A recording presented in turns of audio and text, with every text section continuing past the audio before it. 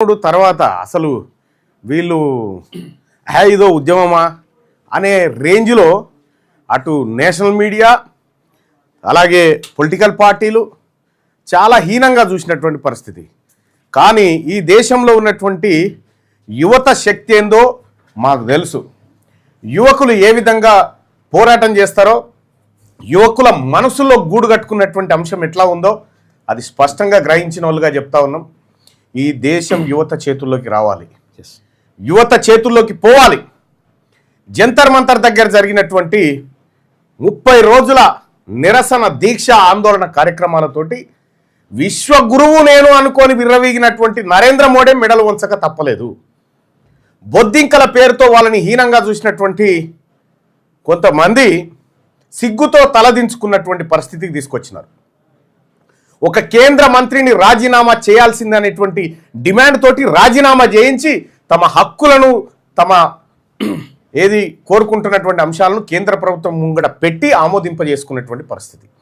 ఇక్కడ గమనించాల్సినటువంటి విషయం ఏంటంటే, పొలిటికల్ పార్టీలు ఏ విధంగానైతే పట్టించుకోలేదో సేమ్ టైం నేషనల్ మీడియా ఇవాళ నేషనల్ మీడియా ఎక్కడ చూసినా పేపర్లలో చూసినా ఇదే వార్త, పెద్ద వార్త. సో ఆంధ్రజ్యోతిలో పాపం వేమూరు రాధాకృష్ణ గారు కూడా రాసుకున్నారు. మీడియా పని కూడా అయిపోయింది, ఇక మీడియాను కూడా ఎవరు నమ్మే పరిస్థితిలో లేడు. ఇదంతా జంజీ ఉద్యమం, ఈ మీడియా కథనాలు, మీడియా మేము అని మీడియా అని చెప్తే పరిస్థితి ఎట్లా ఉంది. జంతర్ మంతర్ కాడ చూసిరు కదా, మామూలు దెబ్బలు కొట్టలే. మీడియా అంటే అది ప్లస్ అధికార కేంద్ర ప్రభుత్వంలో అధికారంలో ఉన్నటువంటి మీడియా ఏది నరేంద్ర మోడీ గారి అనుకూలమైన మీడియా అటెంకల కనిపిస్తే ఉరికిచ్చి తన్నీరు జనం. అంటే ఫోర్త్ ఎస్టేట్ పని కూడా అయిపోయింది. సేమ్ తెలంగాణలో కూడా ఇదే పరిస్థితి తప్పది. ప్రజా ఆకాంక్షలకు భిన్నంగా మీడియా ఉంది. ప్రభుత్వాలు ఇచ్చేటువంటి అడ్వర్టైజ్మెంట్లకు ఎక్కడి నుంచి ఇస్తాయి ప్రభుత్వాలు? ప్రజల పన్నుల నుంచేనా? మరి ప్రజలను ప్రజా ఉద్యమాలను విస్మరించేటువంటి మీడియాకు నిజంగా చెప్తున్నా కదా, 2030 తర్వాత భారతీయ జనతా పార్టీ ఉండదు. అది పోయేటువంటి క్రమంలో మీడియా కూడా దాంతోపాటు వెళ్ళిపోతుంది అంతే. ఫ్యూచర్ అంతా కొత్త తరము, కొత్త తరహా ఏది మీడియా పుట్టుకొస్తుంది. అది ఈ దేశంలో ఉన్న ప్రతి పౌరుడు మీడియాగా మారినటువంటి సందర్భాన్ని ఇవాళ చూసినాం మనం. ఈ జంజీ మూమెంట్లో జంతర్ మంతర్ దగ్గర జరిగినటువంటి నిరసనలో విజయం సాధించింది రాజకీయ పార్టీలో ఇంకోటో కాదు. రాజకీయ పార్టీలు ఓడిపోయినాయి, మీడియా ఓడిపోయింది, న్యాయ వ్యవస్థ ఓడిపోయింది, అన్నీ ఓడిపోయినాయి. గెలిచింది యువత, విద్యార్థులు మాత్రమే. వాళ్ళు ఒక రకమైనటువంటి హెచ్చరికను రాజకీయ పార్టీలకు జారీ చేసినారు. విశ్వగురువు అని చెప్పి చెప్పుకునేటోనే మెడలు వంచడం, మీరెంత జాగ్రత్తగా ఒళ్ళు దగ్గర పెట్టుకోరని చెప్పి పరోక్షమైనటువంటి సంకేతాన్ని రాజకీయ పార్టీల ముందు ఉంచినారు.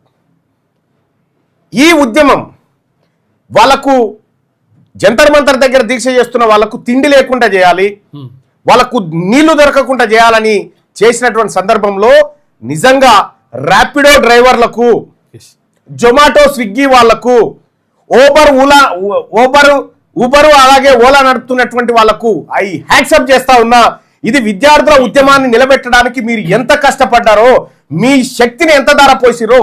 ఒకరొకరు ఆడికి వస్తే నేను వీడియోలలో చూసిన, అన్న కిత్నా దాదా అని అంటే నై బేటా తూ చలే జావ్ ముఫ్తుమే లాయో ఆప్కో అని చెప్పి ఎంత క్లియర్గా వాళ్ళందరూ ర్యాపిడో వాళ్ళు కూడా ఎక్కించుకొచ్చారో దించిపోతా ఉన్నారు.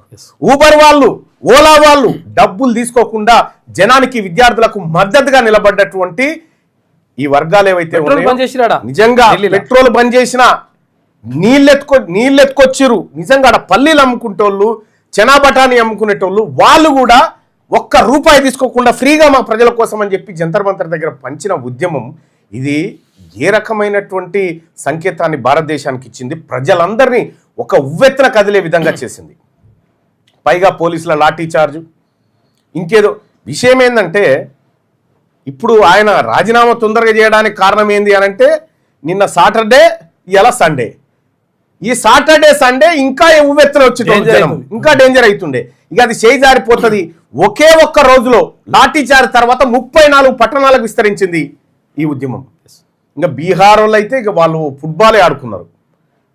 బీహార్ వాళ్ళు ఇక్కడ హైదరాబాద్లో Osmania university, HCU, Kakatiya university, అనేక యూనివర్సిటీలలో ధర్మేంద్ర ప్రధాన్ రాజీనామా, నీట్ పైన ఎంక్వైరీ చేయాలి, బాధితులకు న్యాయం చేయాలనేటువంటి విషయంలో చాలా తీవ్రమైనటువంటి పోరాటం చేశారు. వాళ్ళందరికీ హ్యాట్సప్ చెప్తా ఉన్నాము తెలంగాణ రాజ్యాధికార పార్టీ తరఫున. మీలో ఉన్న శక్తి ఇప్పుడు బయటకు వచ్చింది. రాజకీయ పార్టీలకో నాయకులకో మీడియా గ్యాస్ కొడితే శక్తులు రావు. అసలైన శక్తి ప్రజల్లో ఉంది, ప్రజాస్వామ్యంలో ఉంది. అకౌంటబిలిటీ కోరుతున్నటువంటి యువతకు ఈ దేశ ప్రజాస్వామ్యం తల వంచి అంగీకరించింది. ఈ దేశంలో ప్రజాస్వామ్యాన్ని నిలబెట్టే వాళ్ళు మీరే అని చెప్పి ఎలుగెత్తి చాటింది. ఈ సందర్భంగా అసలు ఈ మూమెంట్కి అన్నిటికీ నిజంగా చీఫ్ జస్టిస్ ఆఫ్ ఇండియా ఆయనకు ధన్యవాదాలు చెప్పాలి. సూర్యకాంత్ గారికి ఎప్పుడైతే ఆయన ఒక మాట అన్నాడు పొరపాటున, ఒక పిటిషన్ విచారణకు వచ్చిన సందర్భంలో, ఏందా ఈ దేశంలో యువత అంతా సోషల్ మీడియా అంటున్నారు, ఆర్టీఐ యాక్టివిస్టులు అంటున్నారు, అంత జల్లపురుగులాగా తయారయ్యారు అని చెప్పారు అన్నాడు. అచ్చా మమ్మల్ని జల్లపురుగులు అంటావా అని చెప్పి ఆ దీప్కే అనేటువంటి అబ్బాయి జల్లపురుగుల పార్టీ అని పెట్టాడు. ఇక ఆ జల్లపురుగులు ఢిల్లీని ముట్టడించి ఏం చేయాలన్న వశపోక నరేంద్ర మోడీని కూడా రాత్రి 12 గంటలకు లేపి వీడియో చేయాల్సిన పరిస్థితి క్రియేట్ చేసినాయి. ఇంకా ఇవాళ దాకుంటే ఇది దేశవ్యాప్తంగా నరేంద్ర మోడీ రాజీనామాకు వచ్చేది కదా, వాళ్ళకు క్లారిటీ ఉన్నది, నరేంద్ర మోడీ రాజీనామాకు వచ్చేది. కాబట్టి ఈ దేశంలో భారతీయ జనతా పార్టీ నరేంద్ర మోడీ నాయకత్వంలో జరుగుతున్నటువంటి అరాచకాలకు ఈ యువత ఫుల్ స్టాప్ పెట్టబోతా ఉంది. ఇప్పుడు ఎక్కడన్నా బీజేపీ అనే టాక్ మాట్లాడితే తంతురు జనం, ఆ పరిస్థితికి వచ్చింది. ఉత్తరాదిన కంప్లీట్గా అయిపోయింది బీజేపీ పని, దక్షిణాదిన అక్కడక్కడ ఇక్కడ తక్కువ కాబట్టి మిగిలింది, కానీ ఇక్కడ కూడా అయిపోతుంది. దీని ద్వారా నేర్చుకోవాల్సింది ఏంటంటే, ఇది నరేంద్ర మోడీకే కాదు, మిస్టర్ రేవంత్ రెడ్డి గారు, మీకు కూడా. మీరేదో నిన్న క్యాండిల్ ర్యాలీ తీసి నిర్వహించారు, కానీ అది నరేంద్ర మోడీ దాకా వచ్చింది, నా దాకా రాదనుకోకు. నీ దాకా ఖచ్చితంగా వస్తుంది. అది బీసీ ఉద్యమం రూపంలో వస్తుంది. ఈ తెలంగాణ రాష్ట్రంలో బీసీలకు జరుగుతున్న అన్యాయం రూపంలో ఖచ్చితంగా వస్తుంది, తెస్తాం కూడా. ఇప్పటికైనా బీసీలకు ఇచ్చినటువంటి హక్కులను, హామీలను నెరవేర్చమని డిమాండ్ చేస్తా ఉన్నాం. లేని ఎడల ఖచ్చితంగా బీసీ యువత రోడ్ల మీదకి వచ్చే రోజు దగ్గరలోనే ఉంది. మేము మా చేతుల అధికారం ఉంది, ఏం చేయలేరు. రోటపీసు మస్తు గతంలో అధికారం చాలా మంది చూసిపోయారు. అసలు అభిషేక్ దీప్కే ఎవరో కూడా తెలియదు జనానికి. తెలియనటువంటి ఒక పోరాడు స్టార్ట్ చేసిండు.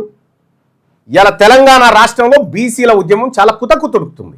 ఈ ఉడుకుతున్నటువంటి సందర్భంలో ఖచ్చితంగా ఈ ప్రజలను నయవంచన గురి చేస్తున్న నీ ప్రభుత్వంలో ఉన్నటువంటి రెడ్లు, అక్రమంగా జొరబడి మంత్రి పదవులు అనుభవిస్తున్న రెడ్లు రాజీనామా చేసే పరిస్థితి దగ్గరలోనే ఉంటుంది.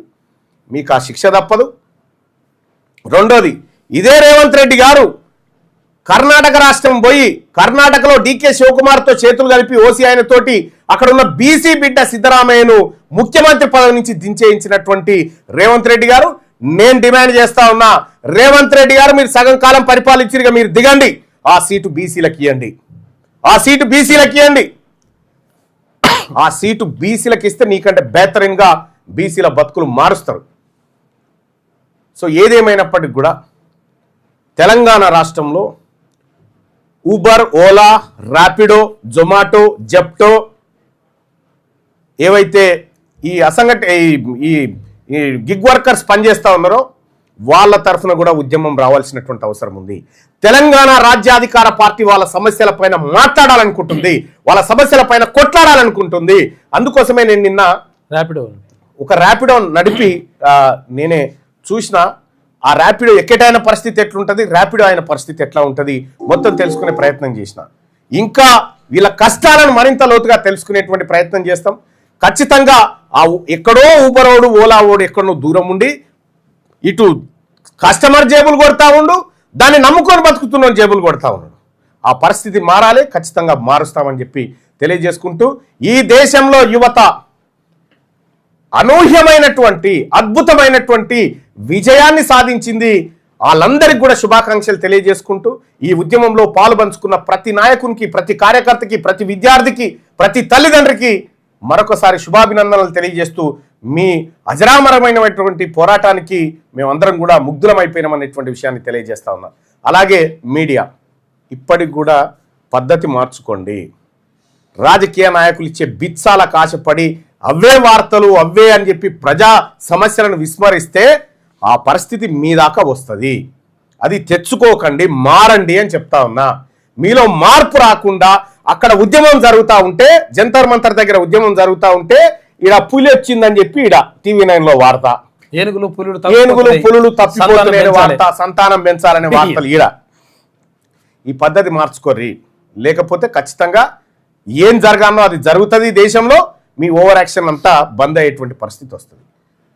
కానీ ఇక్కడ CJI వ్యాఖ్యల ద్వారా పుట్టినటువంటి ఈ ఉద్యమం ధర్మేంద్ర ప్రధాన్ రాజీనామాకు దారితీసి ఇంతవరకు తెలుసు. కానీ మీడియా పరిస్థితి, మీడియా కంప్లీట్గా ఓడిపోయింది. ఈ దేశంలో మీడియా ఓడిపోయింది.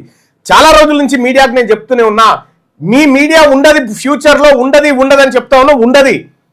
అక్కడ తమిళనాడులో ఆ బిడ్డ విజయ్ పోటీ చేస్తూ ఉంటే కూడా విజయ్కి ఎగనిస్ట్గా 400 వార్తలు వేసిరు ఈ మీడియా వాళ్ళే. విజయ్కి ఎగనిస్ట్గా 400 వార్తలు వేసి ఆయన భార్య విడాకుల పంచాయతీలు తీసుకొచ్చి రకరకాల హంగామా చేసింది. కానీ యువత ఏం చేశారు? విజయ్ని తీసుకొచ్చి సీఎంను కూర్చున్నబెట్టారు.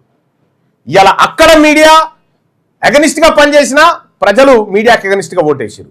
ఇక్కడ మీడియా ఎగనిస్ట్గా పనిచేసిన దీప్కేకు కాక్రోచ్ ఉద్యమానికి ప్రజలు అండగా నిలబడ్డారు. కాబట్టి అల్టిమేట్గా ఈ దేశంలో గెలిచేది పౌరుడు మాత్రమే, యువకుడు మాత్రమే, ఆలోచన మాత్రమే. ఫ్యూచర్లో భారతదేశం మారి ఒక అద్భుతమైన దేశంగా ఉండాలి. ఇక్కడ భారతీయ జనతా పార్టీ హిందూ ముస్లిం పంచాయతీలు పెడుతుంది కదా, జంతర్ మంతర్ దగ్గర అందరం కలిసిపోయి అందరం అన్నదమ్ముల లెక్క ఐక్యంగా నిలబడి సాధించుకున్నాం కదా. రేపటి తెలంగాణ రాష్ట్రంలో కూడా ఈ తెలంగాణ రాష్ట్రంలో ఉన్నటువంటి ముస్లిం సోదరులు, బీసీ సోదరులు అందరం కూడా కలిసి తెలంగాణలో బీసీ సామ్రాజ్యాన్ని తీసుకొస్తాం, బీసీల బతుకులు మారుస్తాం.